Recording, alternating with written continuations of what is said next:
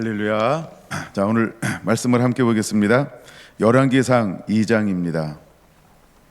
열왕기상 2장 1절에서 3절. 다윗이 죽을 날이 임박하매 그의 아들 솔로몬에게 명령하여 이르되 내가 이제 세상 모든 사람이 가는 길로 가게 되었노니 너는 힘써 대장부가 되고 내 하나님 여호와의 명령을 지켜 그 길로 행하여 그의 법률과 계명과 율례와 증거를 모세 율법에 기록된 대로 지키라. 그리하면 내가 무엇을 하든지 어디로 가든지 형통할지라. 아멘. 메타싱크 세 번째 시간입니다. 오늘도 제목은 왕의 길, The Way of Kings, 왕의 길 세 번째 시간입니다. 자, 이제 우리가 역사서를 다룰 것입니다. 그러면서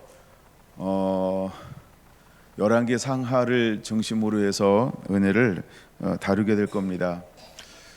다루고 싶은 내용들은 많이 있지만 주로 왕들을 중심으로 해서 다루어야 되겠다라고 이렇게 생각을 하고 있습니다. 일단 역사서는 어떤 것을 구약에는 역사서라고 이야기하는가? 여러분, 역사서 그러면 어떤 것이 생각이 날까요? 우리가 보통 사무엘상하, 열왕기상하, 역대상하를 역사서다라고 생각할 것입니다. 그렇죠? 맞습니다. 그거 위에 또 어떤 것을 걸어 역사서라고 이야기하는가? 역사서는 여호수아서부터 에스더까지를 역사서라고 이야기합니다. 그래서 여호수아, 사사기, 룻기, 사무엘상하, 열왕기상하, 역대상하, 그다음에 에스라, 느헤미야, 에스더 이렇게 일컬어서 구약의 역사서라고 이야기합니다. 그래서 우리가 구약의 뼈대, 우리가 이걸 뼈대, 등뼈라고 이야기하는데 이 구약의 뼈대를 알기 위해서는 역사서를 알아야 합니다. 그래서 구약은 모세오경과 역사서로 이루어졌다, 이렇게 봐도 과언이 아니죠. 그래서 모세오경 지나고 난 다음에 기록되는 모든 것들, 선지서들이나 시가서는 전부 역사서를 중심으로 해서 나온 선지서이고 시가서라고 하는 겁니다. 그래서 구약의 뼈대는 역사서라고 하는 것이죠. 그래서 역사서라고 할 때 먼저 여호수아, 사사기, 룻기를 언급하고 있다는 것입니다. 그래서 여호수아나 사사기, 룻기는 어떤 공통점들을 가지고 있는데 그것은 바로 가나안 땅에 들어간 1세대들이 어떻게 가나안 땅을 하나님이 말씀하신 대로 이끌어가는가, 이런 것들을 우리에게 보여주고 있는 것입니다. 예를 들어서 우리가 이제 마음의 문을 열고 예수님을 임금과 구주로 모셔드렸습니다. 그럼 우리는 어떻게 살아야 할까요? 자, 우리 이스라엘 백성들이 요단강을 건너갔습니다. 그런 다음에 그들은 어떤 삶을 살아내기를 하나님이 원하셨을까요? 우리가 올해 들어서 계속해서 나누는 말씀 중에 하나가 아마 이 말씀이었을 거예요. 출애굽기 19장 4절, 5절, 6절. 너는 나의 소유다. 너는 거룩한 나라가 되어야 된다. 너는 제사장, 거룩한 백성이 되어야 한다. 거룩한 제사장이 되어야 한다 라고 하는 것처럼 결국 우리가 구원받은 다음에 어떤 삶을 살아야 할까? 구원이라고 하는 것은 내가 죽어지고 내 안에 예수님이 사는 것입니다. 그래서 내 소유가 전에는 내가 주인이었어요. 그러나 이제 예수님을 임금과 구주로 모신다라고 하는 것은 주인이 나에서 예수님으로 넘어가는 거죠. 그래서 내 삶의 주인은 예수님이 내 삶의 주인이십니다. 그러므로 나는 어떤 삶을 살아야 할까요? 구별된 삶, 이걸 우리는 거룩이라고 이야기합니다. 전에는 내 마음대로 살아서 그냥 내 마음대로 산다는 것은 죄 가운데 산다는 것입니다. 근데 이제는 어떻게 살아야 할까요? 내 마음이 아닌 하나님의 뜻으로 사는 것이죠. 이걸 우리는 거룩함이라고 표현합니다. 그래서 이스라엘 백성들은 가나안 땅에 들어가서 하나님이 어떻게 살기를 원하셨을까? 그걸 준 것이 바로 이제 우리가 모세오경이라고 보통 이야기하는 거죠. 그 모세오경 중에 가장 중요한 것 여러 가지가 있는데 그 중에 하나가 우리가 율법인 것입니다. 하나님이 우리에게 말씀을 주었어요. 그래서 출애굽기, 그다음 출애굽기, 레위기, 민수기, 신명기는 주로 어떤 것을 우리에게 보여주고 있을까요? 시내산에서 준 하나님의 말씀을 가지고 우리가 어떻게 살아야 하는지를 보여주고 있는 것입니다. 이것이 바로 모세오경의 또 하나의 초점이라고 하는 거죠.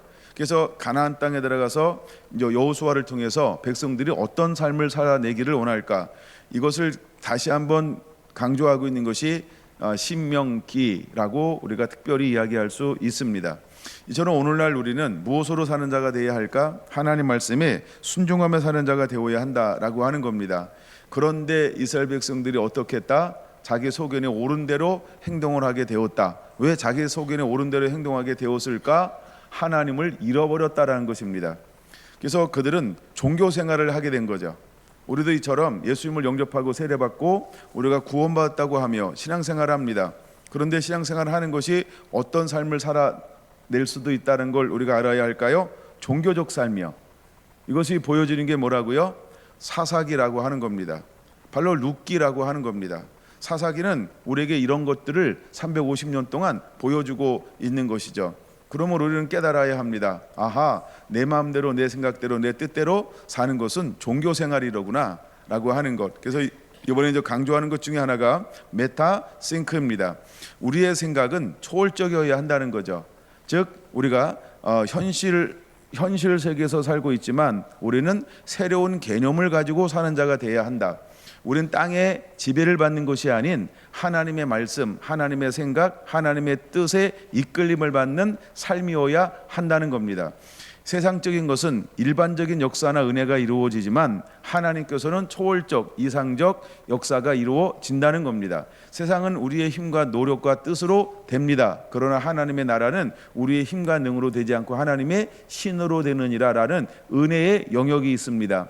이처럼 우리가 믿음이라고 하는 것은 일반적 세계로만 사는 것이 아닌 신적, 즉 은혜의 영역, 즉 초월적인 영역으로 사는 것입니다.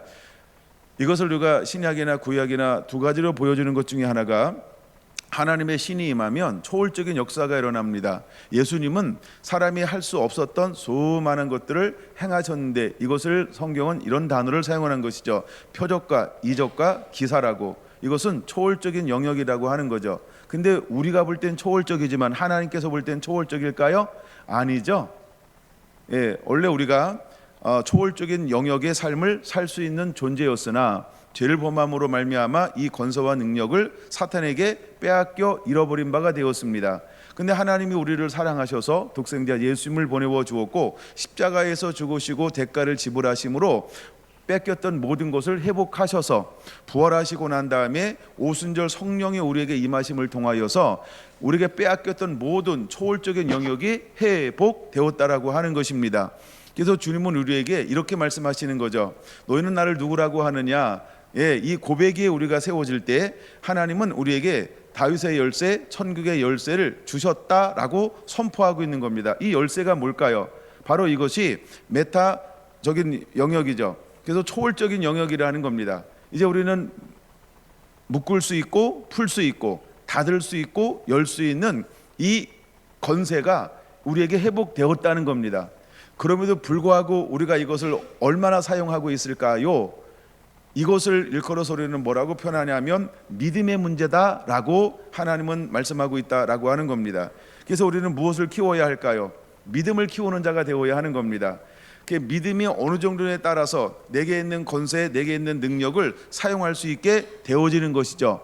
근데 사단은 끊임없이 우리에게 와서 무엇을 뺏어갈까요? 깨닫지 못하도록, 사용하지 못하도록 이것을 빼앗고 혼미케 하고 두려움에 휩싸여 살게 하며, 사탄이 가장 잘하는 게 뭐라 그랬어요? 속이고 미혹하고 유혹하는 것입니다. 그래서 우리가 내 존재 가치가 어떤지를 자꾸 잊어버리게, 혼탁하게, 혼미하게 만들어 놓는다는 것이죠. 그러므로 나의 정체가 어떤지를 명확하게 아는 것, 이것은 하나님의 영의 인도함을 받아야만 한다라고 하는 것입니다. 그래서 하나님은 마지막 때 우리에게 어떤 은혜를 부어주기 원하냐 하면, 일단 교회가 시작되기 위해서 성령이 임함으로 교회가 시작되었고, 그 후에 하나님은 끊임없이 우리에게 무엇을 갖기를 원했습니까? 하나님의 말씀을 듣고 청종, 즉 순종하기를 원했습니다. 그래서 우리는 순종하며 믿고 순종하고 사랑으로 살아갈 때 우리의 영적인 모든 영역은 하나님이 허용한 모든 것들을 가감없이 사용할 수 있는 존재라고 하는 것입니다. 근데 우리가 믿지 않습니다.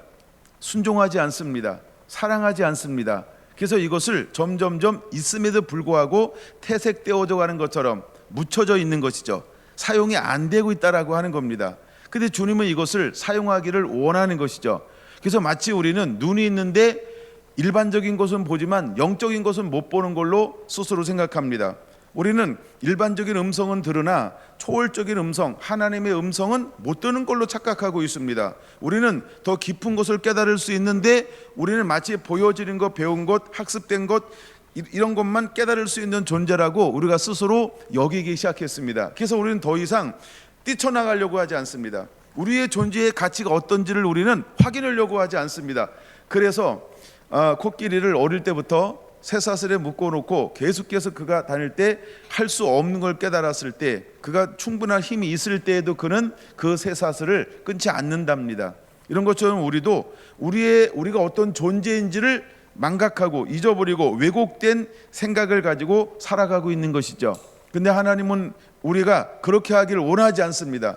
그래서 하나님이 우리에게 무엇을 부어주기로 끊임없이 하나님이 약속해 놓았을까요? 바로 그것이 성령인 것입니다. 성령인 것입니다. 그래서 성령이 임하시면 우리가 권능을 받아서 땅 끝까지 이르러서 증인될 수 있다라고 하는 게 뭘까요? 증인이 뭘까요? 이제 왜곡됐던 굴곡됐던 변질되었던 이 진리를 회복하기를 하나님은 원하는 것입니다. 그래서 빼앗겼던 들의 봄이 오나 라고 하는 것처럼 이제 잃어버린 수많은 신명하게 생명의 복음을 전하는 자로 저와 여러분들이 일어나 가고 담대하게 외치는 자가 되기를 원하고 있는 것입니다. 이것이 우리를 향하는 하나님의 마음이고, 그래서 우리가 빛이 되어서 이제 어둠 가운데 나가야 되는 것이고, 그래서 어둠 가운데 나가기 위해서 우리는 어떤 것으로 무장하고 있어야 될까? 하나님의 마음, 하나님의 뜻, 이것이 바로 저는 메타 싱크라는 제목으로 여러분과 나누고 있는 것입니다. 이제 우리는 이런 시각으로, 이런 믿음으로 새롭게 무장하고 일어나는 자가 되어야 할 줄로 믿습니다. 할렐루야. 1년에 했던 것을 짧게 정리를 한 거예요.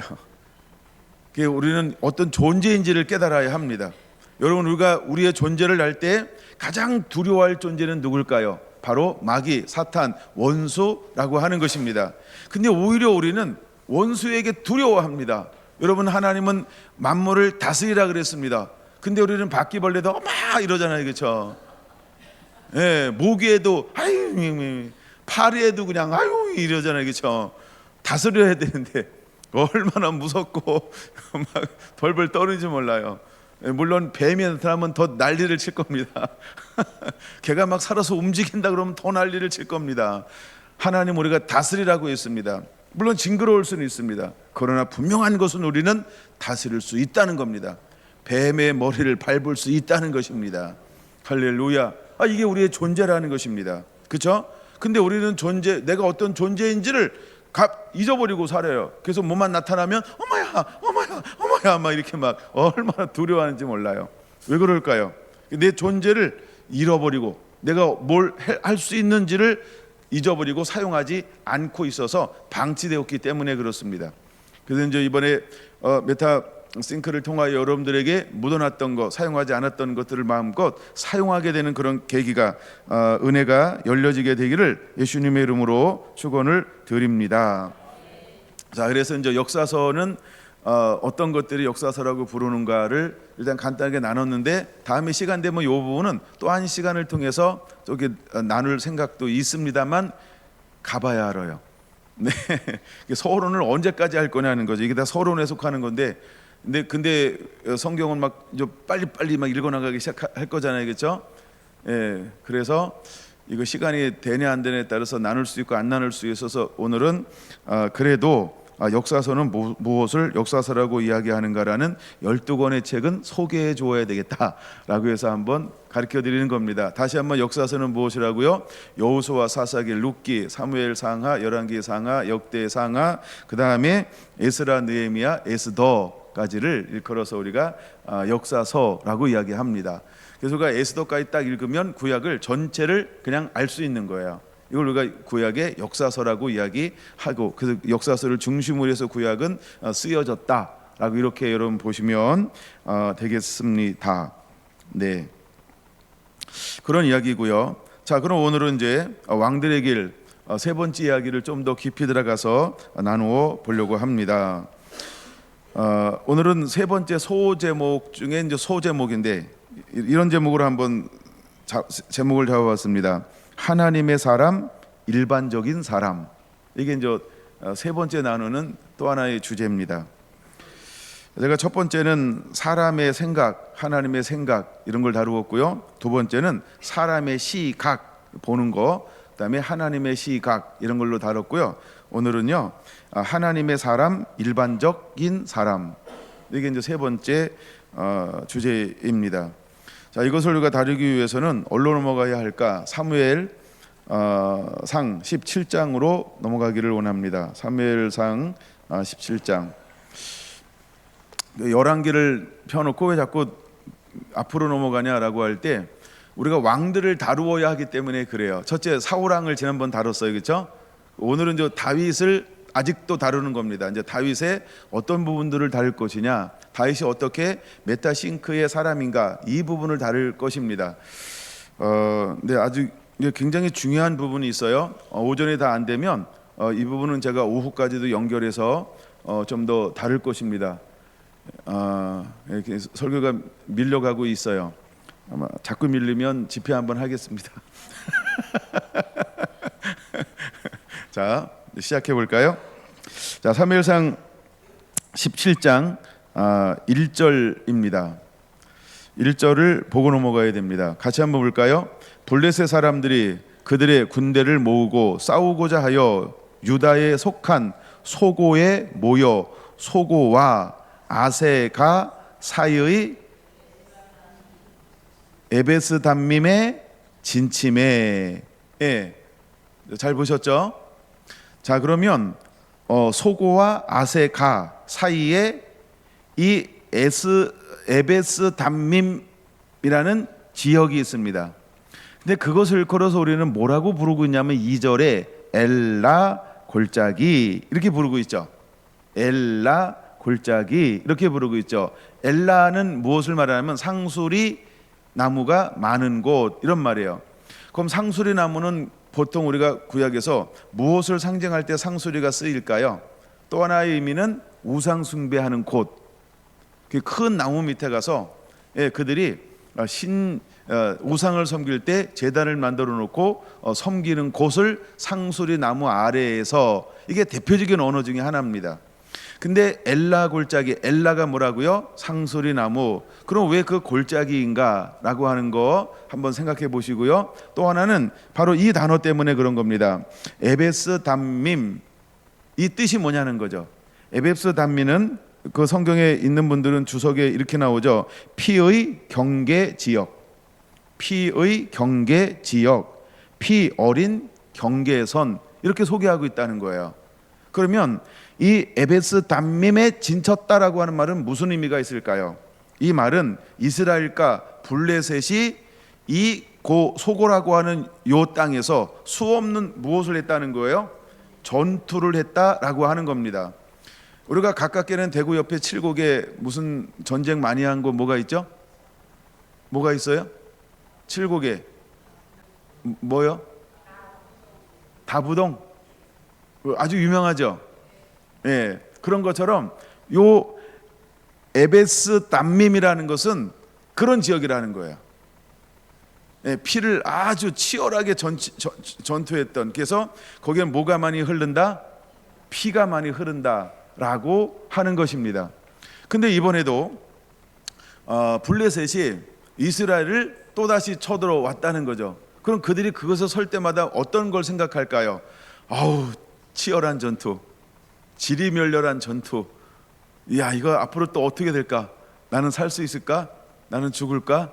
난 내일에가 또 다시 눈을 뜰 수 있을까? 아마 수많은 생각을 하게 하는 곳이 이 엘라 골짜기, 이 전투라고 하는 겁니다.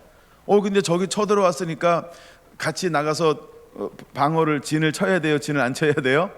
진을 쳐야 되잖아요. 그러니까 블레셋이 쳐들어오니까 나갈 수밖에 없는 전쟁. 자, 그래서 이제 사울왕을 비롯해서 이스라엘 군대가 함께 나갔습니다. 이게 이제 배경이라고 하는 것입니다. 자, 이제 여기에서 우리가 하나님의 사람과 일반적인 사람의 차이점을 구분해 보아야 한다는 것입니다. 자, 먼저 일반적 사람들은 어떤 반응을 보이고 있을까를 보겠습니다. 11절 보겠습니다. 11절 같이 읽을까요? 시작. 사울과 온 이스라엘이 블레셋 사람의 이 말을 듣고 놀라 크게 두려워하니라. 즉 왕을 비롯한 일반적인 이스라엘의 백성들은 어떤 것에 사로잡힐까요? 심히 크게 두려워하더라. 그들은 듣는 동시에 그럼 두려움은 무엇 때문에 두려움이 오는 걸까요? 살고 싶다. 근데 그들이 지금 어디 앞에 있다고요? 피해 골짜기, 피해 경계선, 내일을 보장받을 수 없음. 이 지금 여기에 서 있으니까 너무 두려운 거야. 근데 그들은 무엇을 보았을까요? 16절 한번 볼까요? 그 블레셋 사람이 40일을 조속으로 나와서 몸을 나타내었더라. 며칠을 나왔다고요? 40일을 나와서 계속해서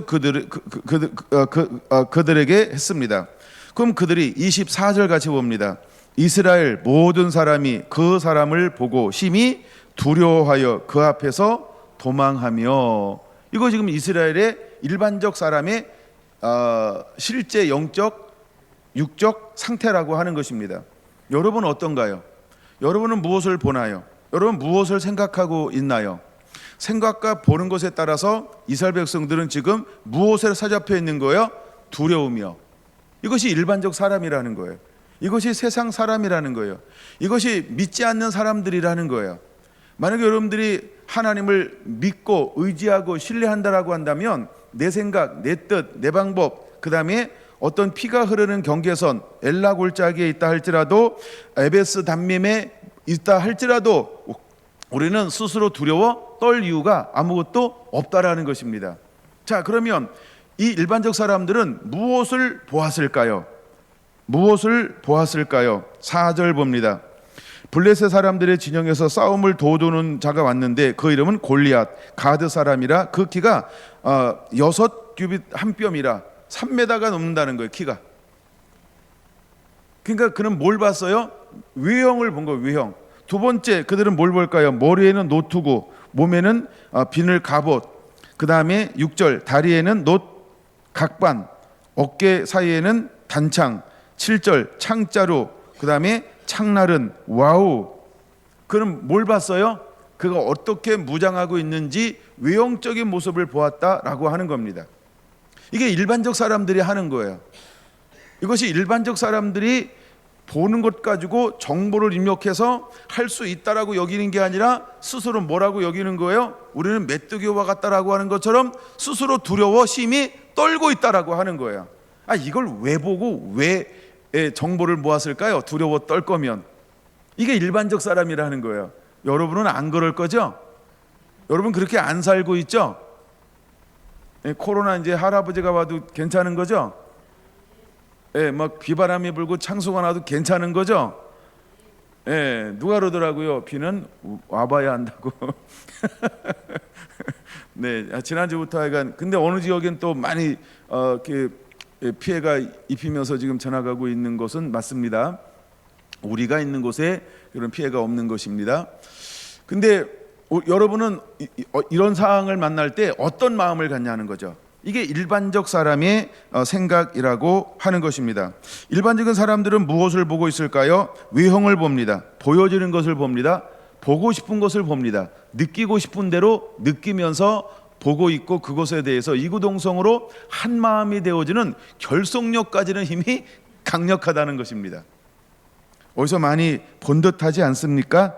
그러면 하나님의 사람은 무엇을 볼까요? 하나님의 사람은 무엇을 볼까요? 하나만 볼까요? 26절 같이 읽습니다. 다윗이 곁에 있는 사람들에게 말하여 이르되 1이라고 적어놓고 이 블레셋 사람을 죽여 이스라엘의 치욕을 제거하는 사람에게는 어떻게 대우하겠느냐. 이라고 적어놓고 이 할례 받지 않는 블레셋 사람이 누구이기에 살아계신 하나님의 군대를 모욕하겠느냐. 할렐루야. 10절 봅니다. 이 블레셋 사람이 또 이르되 내가 오늘 이스라엘의 군대를 모욕하였으니 사람을 보내어 나와 더불어 싸우게 하라 하신지라. 그러면 이 26절에 나오는 이스라엘 군대를 모욕하고 하나님의 군대를 모욕하는 것은 10절에 보면 실수인가요? 전략적인가요? 그렇죠? 이게 무서운 겁니다. 사단은요 전략적으로 다가오는 거예요.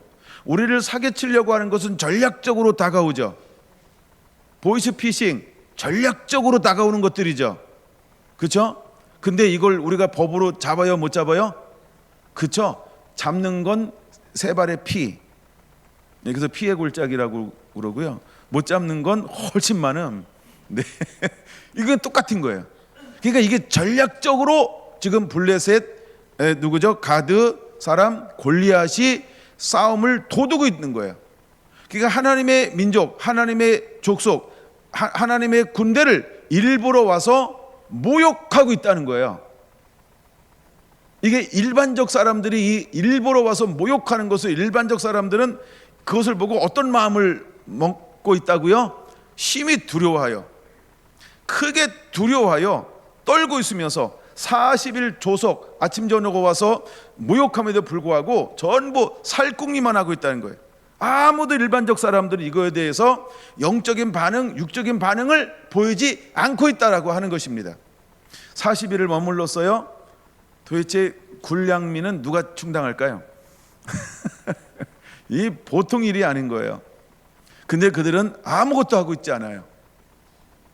두려워 떨고만 있습니다.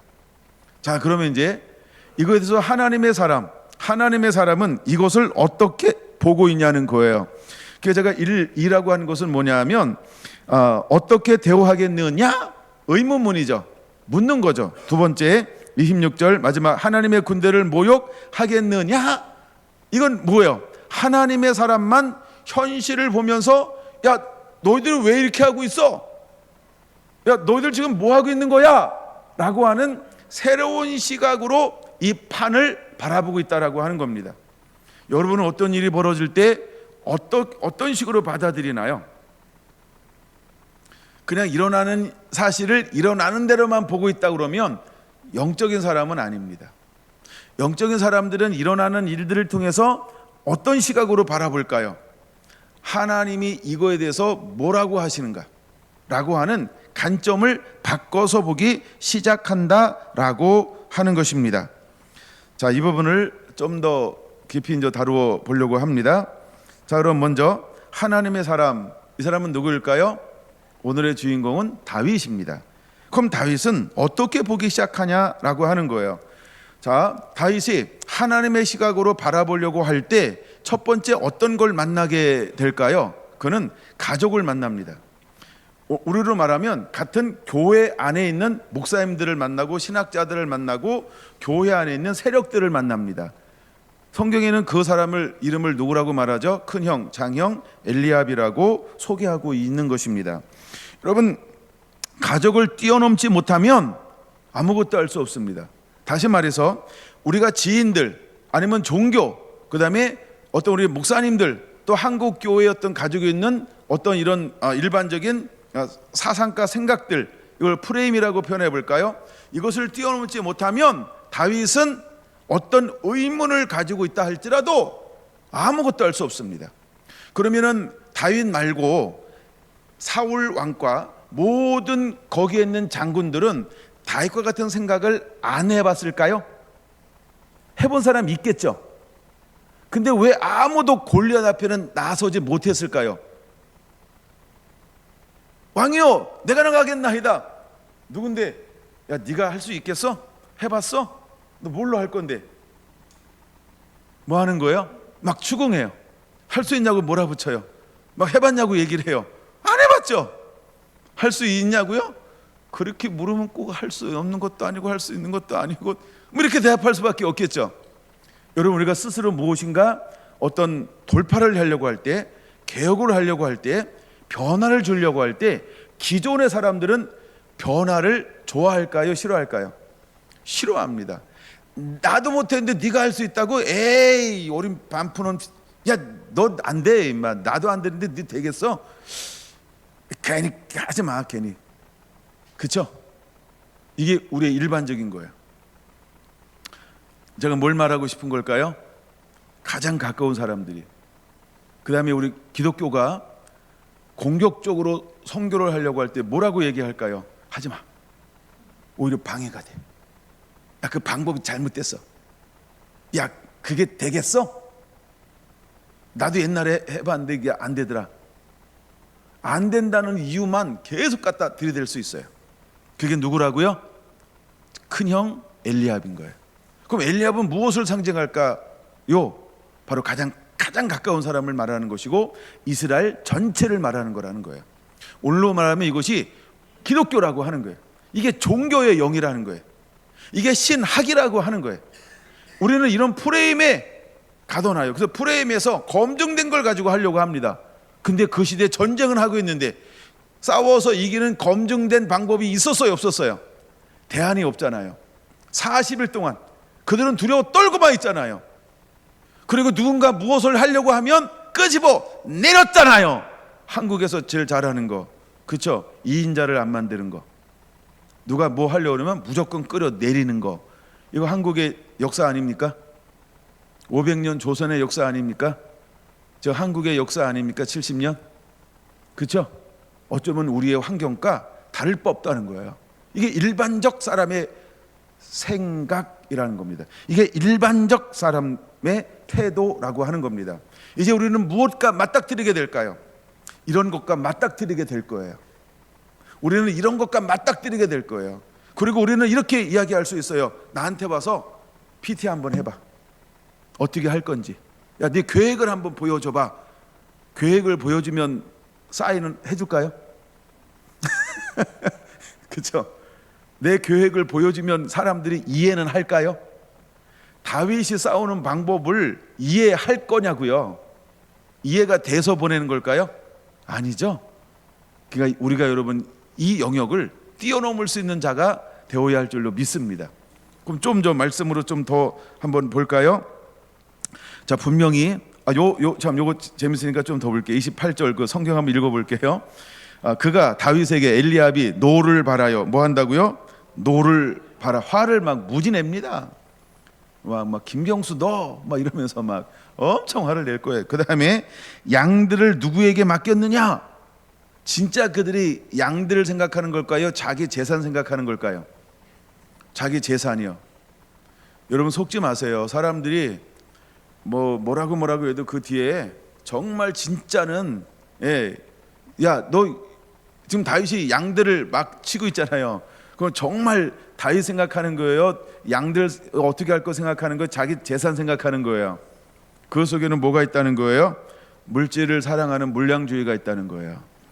세상이 그렇습니다, 여러분. 그 다음에 그는 또 뭐라고 이야기합니까?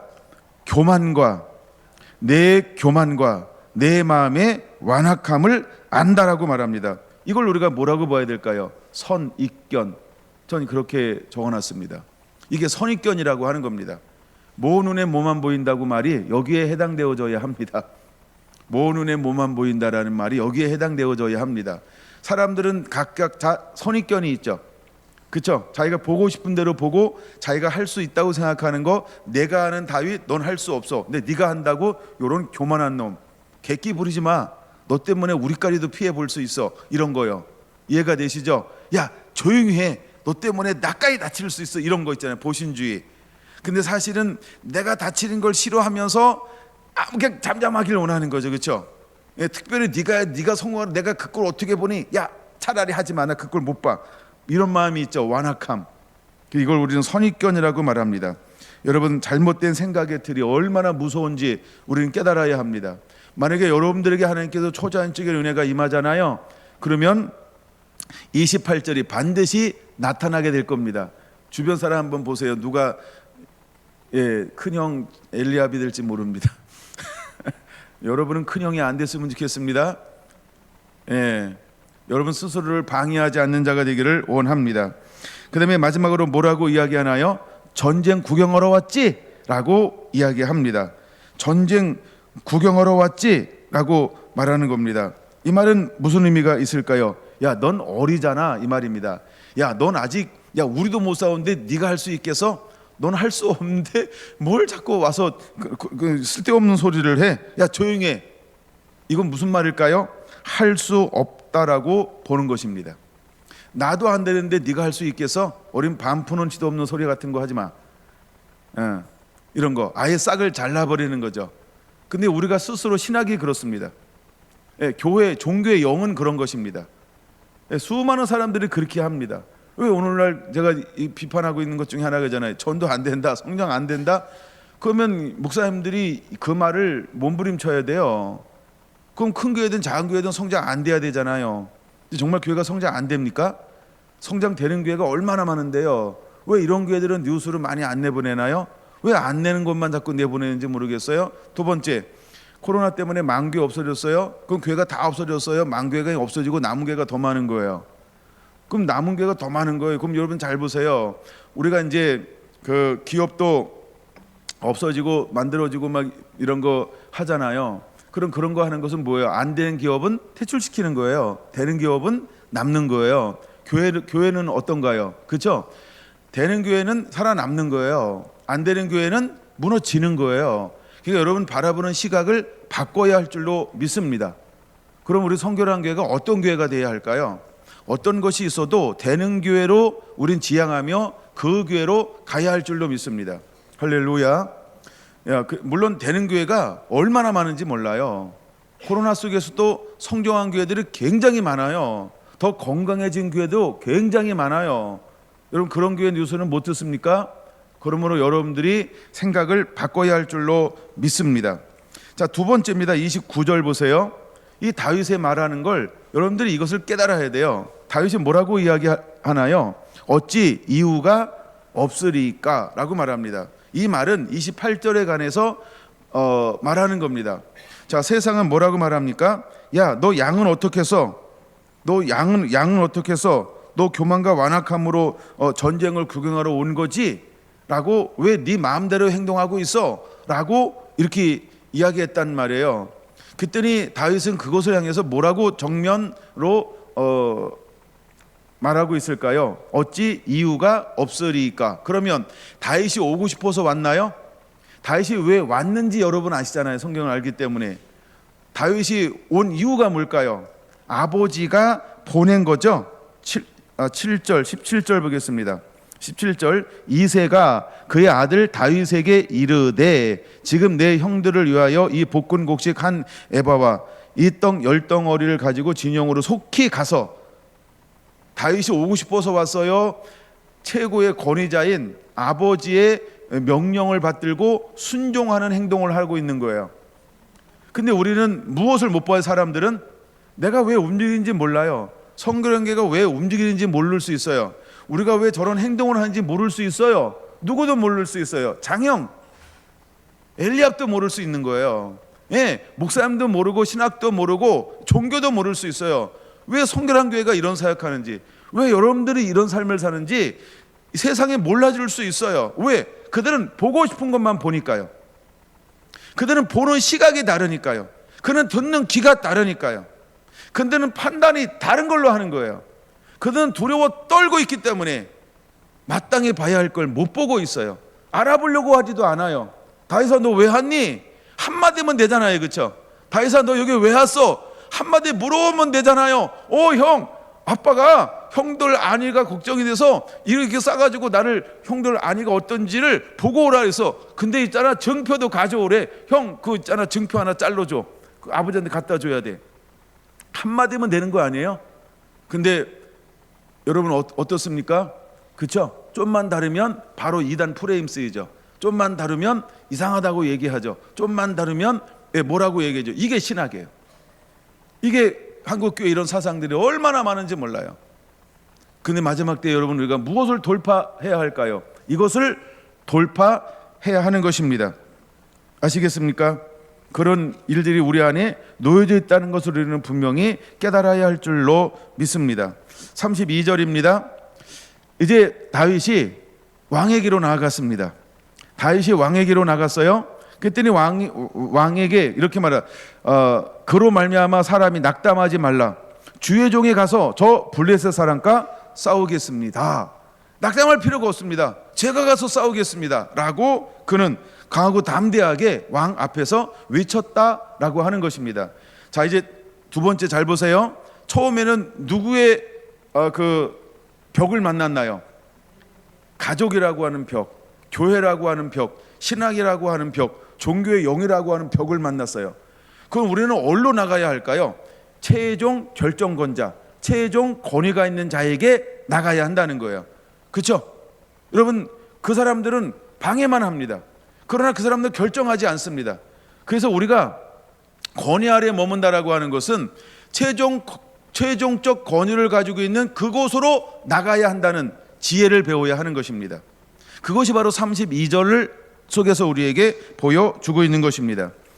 그 다음에 34절입니다. 그에게 나가서 다윗은 무엇을 이야기하나요? 주의 종이 아버지의 양을 지킬 때에 사자나 곰이 와서 양떼 새끼를 물어가면 내가 따라가서 그것을 치고 그 입에서 새끼를 건져내었고 그것이 일어나 나를 해하고자 하면 내가 그 수염을 잡고 그것을 쳐 죽였나이다. 주의 종이 사자와 곰도 쳤은즉 살아계신 하나님의 군대를 모욕한 이 할례 받지 않는 블레셋 사람이리까 그가 이 짐승의 하나와 같이 되리이다. 그에게 이것을 선포하는 거예요. 누구한테 선포하지 않았어요? 엘리압이요. 그렇죠? 우리의 방해하는 세력들에게 다 변명할 이유가 없다고요. 최종적 권위를 가지고 있는 그 권위자 앞에서 내가 할 말을 마땅히 쏟아내야 한다는 것입니다. 그리고 우리가 힘을 분산시키지 않아도 되는 거죠. 그리고 내가 왜 이것을 해야 하는지 당위성을 설명을 하고 있죠. 그러니까 우리가 어떤 전략을 가지고 이제 대적 앞에 서야 되고 그 다음에 하나님이 원하시는 이 사고를 가지고 사역해야 되는지 이 원리를 여러분들이 오늘 이 말씀을 통해서 저는 배우게 되기를 원하는 것입니다. 그 다음에 또다시 이렇게 또라고 말하면서 37절 말합니다. 같이 한번 읽습니다. 또 다윗이 이르되 여호와께서 나를 사자의 발톱과 곰의 발톱에서 건져 내셨은즉 나를 이 블레셋 사람의 손에서도 건져 내시리이다. 사울이 할렐루야. 아니 왕 시대의 최고의 권위자가 가라 여호와께 너와 함께 하시기를 원하노라. 게임 끝이죠. 그러면 우리는 소모적 싸움을 하는 게 아니고요. 최종 권위자가 있는 자 앞에 가서 내가 어떤 삶을 살아왔고 어떻게 했는지를 이때 말하는 것입니다. 하나님이 이럴 때 왕의 마음을 움직여주는 것처럼 여러분이 마음껏 사역할 수 있는 새로운 문들이 열리게 될 줄로 믿습니다. 만약에 문들이 열리지 않는다라고 하면 멈추면 됩니다. 기다리면 됩니다. 하나님은 때때로는 권위 안에서 우리가 움직이기를 하나님 원하시기 때문인 것입니다. 이게 하여간 영적인 원리라고 하는 것입니다. 근데 그 원리 중에 하나가 굉장히 중요한 게 뭐냐면 37절 여호와께서 건져 내셨다라고 하는 것입니다. 그럼 우리는 일상적인 삶 속에서 어떤 삶을 살아내고 있어야 되느냐, 이거 꼭 짚어봐야 되는 겁니다. 그게 뭘까요?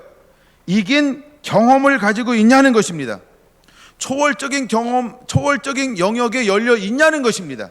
하나님 나와 함께함의 경험이 있냐는 겁니다. 산 증인이냐는 것입니다. 죽은 신학이냐, 산 신학이냐, 죽은 성경이냐, 산 하나님의 말씀이냐. 여러분 어떤 걸 가지고 있습니까? 그냥 말씀만 암송합니까? 말씀만 들었습니까? 아니면 말씀을 가지고 삶 속에 적용합니까? 말씀을 가지고 씨름합니까? 그래서 말씀을 가지고 살면서 성공 실패의 경험들이 있습니까? 우리는 이것을 가지고 있어야 한다는 겁니다. 수없이 실패해 봤어도 어떤 걸 하나님이 우리에게 요구할까요? 말씀으로 살아봤다는 겁니다. 말씀으로 씨름해 봤다는 겁니다. 나 말씀 들었지, 나 말씀 알지, 나 그것도 암송했지, 나 그것도 알지, 나 그거 어릴 때부터. 우리가 이런 것 가지고 안 된다는 겁니다. 이게 이스라엘 백성이에요. 여러분, 이스라엘 백성들이 말씀이 없습니까? 그렇지 않죠? 근데 그들은 뭐가 없는 거예요? 골리앗 앞에 딱 섰을 때 말씀으로 살아봤던 경험, 말씀을 살아서 이겨봤던 경험이 골리앗 앞에 서기에는 부족하다는 겁니다. 이제 이 시대에 하나님께서 어떤 사람들을 원하실까요? 어떤 대적이 있어도, 어떤 어둠이 있어도, 어떤 흑암이 있어도, 어떤 방해 종교적인 영이 있어도, 교회가 있어도, 교계가 있어도, 신학이 있어도 이것을 뚫고 지나갈 수 있는 이김의 경험을 가지고 있는 그 사람을 하나님은 찾고 있다라고 하는 겁니다. 여러분, 40일 동안 이스라엘 모든 군대가 모욕하는 소리를 들어도 심히 두려워 떨 뿐이지 한 사람도 의분, 칸나를 한 적은 없다는 것입니다. 여러분 안에 칸나가 일어납니까? 의분이 일어납니까? 거룩한 분노가 일어납니까? 그게 진짜 하나님을 사랑하는 사람입니다. 우리가 그러잖아요. 야, 날 가지고 얘기하는 건 참겠는데 우리 엄마 가지고 그러지 마, 우리 아빠 가지고 그러지 마, 이거요. 야, 날 가지고 하는 건 상관이 없는데 내 부모를 욕먹여, 이러잖아요, 그렇죠? 그런 것처럼 이런 의분이요. 그러니까 다윗은 뭘 가지고 있어요? 하나님을 향한 사랑이요. 그 안에는 무엇이 살아있는 걸까요? 내 존재가 어떤 것인지를 명확하게 알고 있는 사람이 누굴까요? 다윗이었다는 것입니다. 여러분, 메타싱크라고 하는 것은 이런 겁니다. 자체가 다른 거예요. 현실 속에서 완전히 새로운 것을 할 수 있는 것을 가지고 있는 구조, 이게 메타싱크예요. 여러분은 어떤가요? 현실 앞에 좌절한다, 주저앉는다, 자꾸 안 되는 것만 본다, 이유와 핑계를 댄다, 그다음에 어떤 핑계거리를 찾는다. 아니, 난 이래, 난 이래, 난 이래, 이러면서 이건 메타싱크는 아니에요. 일반적인 사람이에요. 근데 영적인 사람은 뭔가 다릅니다. 여러분은 어디에 있는 것인가요? 그 다음 절 한번 가볼까요? 자, 그럼 이제 자기가 어떤 걸 했는지를 다 이야기했습니다. 그때 또 하나의 함정이 있다는 겁니다. 무엇이 함정일까요? 무엇이 함정일까요? 38절이 함정이라는 겁니다. 여러분, 38절 볼까요? 38절 볼 때 이렇게 말합니다. 이에 사울이 자기 군복을, 그게 함정입니다. 자기 군복을, 이게 함정입니다. 왜 사울의 군복을 다윗이 입어야 돼요? 사울 것 입고 나서 사울이 싸워서 이겼어요? 싸울 수 있었어요? 두려워 떨지 않았어요? 이기는 전략과 방법이 생각 속에서 있나요? 사울 왕 속에 이김의 생각이 있어요? 이긴다라고 하는 마인드가 있어요? 돌파할 수 있다는 마인드가 있어요? 이게 없잖아요. 근데 우리는 이길 수 있는 마인드가 없는 것에 자꾸 소속한다. 그게 무슨 의미가 있어요? 그렇죠? 생각이 다른데, 그 DNA가 없는데, 그 영이 흐르지 않는데, 가끔 우리는 어떤 세력과 결탁하는 걸 좋아할 수 있어요. 어디인가 소속되면 마치 내가 그런 것처럼 생각할 수 있어요. 거기에 소속이 돼도 무엇이 없는데, 그렇죠? 하나님의 사람의 영에 흐르지 않아요. 사울왕의 갑옷을 입어도, 사울왕의 투구를 써도, 사울왕의 검을 가져도 거기에서는 뭐가 흐르지 않을까요? 이길 수 있다, 이것이 흐르지 않아요. 이 말은 무슨 말이냐 하면, 사울왕 것을 다윗이 입었을 때 맞았어요, 안 맞았어요? 맞지 않아. 여러분, 이걸 깨달아야 돼요. 그게 또 하나의 함정이라는 거예요. 근데 어떤 사람들은 우리가 뭘 하다가 타협이 들어오고, 누가 함께 하자고 들어오고, 우리가 함께 손잡자라고 들어오고, 연합하자라고 들어오면 손을 막 잡아요. 다 연합합니다. 이래 될까요? 이래 될까요? 생각이 다른데 또 다른 걸림이 될 거예요. 야, 생각엔 좋은데 좀 그거 이래, 이렇게 하면 안 될까? 이렇게 하면 안 될까라는 안 되는 사람의 생각은 된다는 생각이에요, 안 된다는 생각을 또 하나 그럴듯하게 내놓는 거예요. 이 함정에 빠지지 않게 되길 바랍니다. 할렐루야. 지금 외로워요? 버티세요. 지금 주변에 아무도 없어요? 버티세요. 괜히 사울 거 입지 마세요. 사울의 생각을 따르지 마세요. 사울의 검이 최고지 뭐, 왕의 검이니까. 근데 최고의 검도 골리앗은 안 돼요. 우린 그걸 깨달아야 돼요. 근데 우리는 혹할 수 있어요. 우린 그 유혹에 빠질 수 있다니까요. 그래서 이걸 두 번째 유혹이라고 오늘은 다루는 겁니다. 첫 번째 유혹이 뭐라고요? 28절이요. 이게 첫 번째 유혹이에요. 우린 거대한 벽을 만날 거예요. 거대한 벽을 만날 거예요. 근데 두 번째 벽을 또 만나요. 누구에게 두 번째 벽을 만날까요? 권위자에게 벽을 만나는 거예요. 그렇죠? 그러므로 여러분을 리더를 누구로 삼느냐 굉장히 중요한 겁니다. 여러분의 리더를 누구로 삼느냐는 굉장히 중요한 겁니다. 그때 38절을 어떻게 합니까? 39절 다윗이 칼을 군복에 차고는 익숙하지 못함으로 시험적으로 걸어보다가 사울에게 말하되 익숙하지 못하니 이것을 입고 가지 못하겠나이다 하고 벗어야 합니다. 뭘 벗으라는 얘기에 익숙하지 않은 거예요. 하나님은 내가 살아왔던 나의 방법, 하나님 이것을 쓰시겠다는 거예요. 할렐루야, 할렐루야. 그러므로 여러분이 평상시에 은혜를 가지고 어떤 익숙함을 가지고 익숙하게 만드냐는 거예요. 익숙함은, 숙련은 한 번에 될까요? 오랜 시간이 걸릴까요? 여러분, 이번에는 우리가 11개 상하로 합니다. 7장밖에 안 읽습니다. 일주에. 그렇죠? 또 이제 11개 상 끝나면 6장밖에 안 읽습니다. 그렇죠? 익숙해지세요, 말씀에. 예, 익숙해지는 게 은혜입니다. 이번엔 제가 이제 생각했어요. 이번엔 통으로 외우는 분은 없겠지. 그러니까 암송의 부담을 내려놓은 거예요.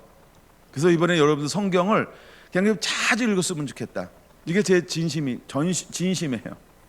그냥 본문을 자주 읽었으면 좋겠다. 최소한 이 2달 동안은 성경을 자주 읽어서 이 왕을 통해서 뭘 말씀하고 싶은지를 여러분들이 한 번쯤은 한번 인생 가운데, 신앙생활 가운데 한번 깨고 갔으면 좋겠다. 뭐 저처럼 말씀을 더 열심히 연구하지는 않을 거 아니에요, 그렇죠? 그럼 우리가 일반적으로 신앙생활하는데 이런 기회가 몇 번 오겠어요, 인생 가운데, 그렇죠? 박인관 수집사님. 그러니까 이런 때에 말씀을 한번 집중해서 한번 읽어보는 거예요. 그래서 여러분들 익숙해지는 그런 은혜가 있게 되기를 원합니다. 할렐루야. 자, 그래서 사울이 자기 군복을 입으라고 하는 것은 또 하나의 함정이라고 하는 것을 우리는 깨달아야 합니다. 그러면 다윗은 무엇을 택할까요? 40절입니다. 손에 막대기를 가지고 신에서 매끄러운 돌 5을 골라서. 아멘. 이것은 다윗에게 일상적인 것이었습니다. 그는 목동이었습니다. 그는 막대기를 가지고 양들을 치는 사람이었습니다. 그는 물매를 가지고 짐승들이 다가올 때 쫓기도 하고 양들을 모으는데 돌을 던져서 방향을 다시 수정하는 데 사용했습니다. 그래서 그는 막대기를 들고 물매질을 하는 것은 아주 익숙하다라고 하는 겁니다. 근데 더 중요한 게 뭔지 아세요? 마지막입니다. 더 중요한 게 뭘까요? 45절에서 47절입니다. 더 중요한 건 뭘까요? 더 중요한 건 뭘까요? 이미 우리가 37절에서 보았습니다. 37절의 핵심적인 단어가 뭘까요? 여호와께서 나를 이라는 단어입니다. 마지막 부분 여호와께서 너와 함께 계시기를 이라는 말입니다. 그러면 다윗은 무엇으로 나아가든가요? 그쵸? 나는 만군의 여호와의 이름 곧 내가 모욕하는 이스라엘 군대의 하나님의 이름으로 내게 나아가노라. 영적인 사람과 일반적인 사람들의 차이점이 뭘까요? 일반적인 사람들은 하나님을 나중에 찾습니다. 근데 영적인 사람은 시작도 과정도 마지막도 여호와의 이름으로 시작하고 진행하고 끝마칩니다. 여러분 삶과 비교해 보시기 바랍니다. 이것이 메타싱크예요. 초월적인 사람들은, 한계를 뛰어넘는 사람들은 시작도 만군의 주 여호와 하나님의 이름으로, 진행도 만군의 주 여호와 하나님의 이름으로, 끝마침도 만군의 주 여호와 하나님의 이름으로. 그래서 뭐가 약할까요? 절망하지 않습니다. 낙담하지 않습니다. 낙심하지 않습니다. 원망하지 않습니다. 시험하지 않습니다. 불행하다고 하지 않습니다. 나는 실패했어 라고 실패라고 단정짓지 않습니다. 왜 그럴까요? 예수의 이름으로 시작했고 예수의 이름으로 진행하고 예수의 이름으로 마쳤기 때문인 것입니다. 그는 인내합니다. 그는 기다립니다. 그는 하나님을 바라봅니다. 그리고 그는 감사합니다. 그리고 그는 기뻐합니다. 그리고 그는 기도합니다. 왜요? 내가 생각하는 내 때에 내 방식으로 이 정도의 순종으로 이루어지는 것이 아닌 하나님의 때 하나님의 방법으로 하나님이 이루실 것을 신뢰하기 때문입니다. 이것을 품은 사람이 누구였을까? 다윗이었다는 겁니다. 그 다윗은 시작도 모든 진행도 끝마침도 만군의 주 여호와 하나님의 이름으로 살아낸 사람이라는 겁니다. 이제 우리 성결한 성도들이 그 은혜로 살고 그 은혜를 가지고 나가게 되기를 예수님의 이름으로 축원합니다. 아멘.